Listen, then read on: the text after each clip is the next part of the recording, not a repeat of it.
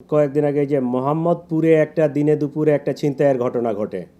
ওই একজনের কান চাপাতি দিয়ে কাটছে, এরকম দেখছেন আপনারা, নোটিস হয়েছে মনে হয়। এই ঘটনায় আমরা 4 জনকে অ্যারেস্ট করছি।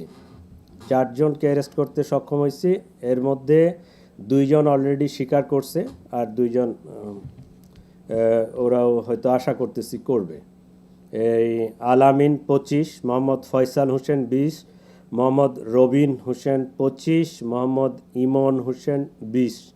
এই 4 জন ওই ঘটনায় গ্রেফতার, যারা ঘটনার সাথে সরাসরি জড়িত ছিল।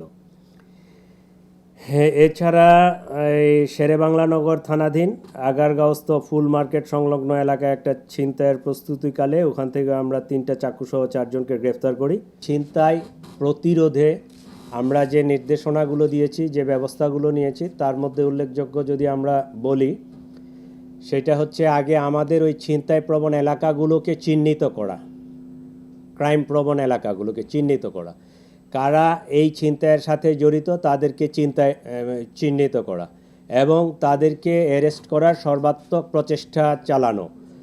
আমরা ফুট পেট্রোল, বাইক পেট্রোল, মোটরসাইকেলে 2 জন, একজন অফিসার, একজন কনস্টেবল অথবা এসআই দিয়ে, এবং গাড়িতে পেট্রোল, 3 ধরনের পেট্রোলেই এটা আমরা করাচ্ছি। এবং এই পেট্রোলগুলো যেহেতু এখন শীতের রাত এবং গভীর রাতেও ছিনতাইয়ের ঘটনা ঘটতেছে, বিশেষ করে দূরপাল্লার যাত্রী যারা শেষ রাতের দিকে আসে, নামে বিভিন্ন ওই রেল স্টেশন, বাস স্টেশন বা বিভিন্ন জায়গায় আসতেছে, প্রাইভেট কারও আসতেছে। তো মোবাইল পেট্রোলগুলো যেন ঠিকঠাক মতো কাজ করে, এই কারণে আমাদের এমনি নর্মাল মনিটরিং আছে।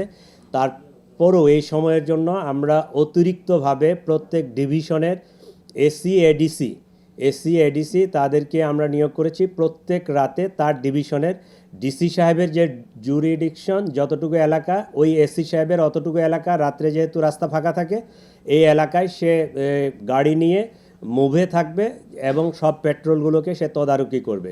এছাড়াও আমাদের কন্ট্রোল রুম থেকে প্রতি ঘন্টায় ওই পেট্রোলগুলোকে ওয়্যারলেসে তাদের লোকেশনটা নেবে এবং তারা সজাগ আছে কিনা, কাজ করতেছে কিনা, এগুলো করবে। এই প্রক্রিয়াগুলো আমরা নিয়েছি।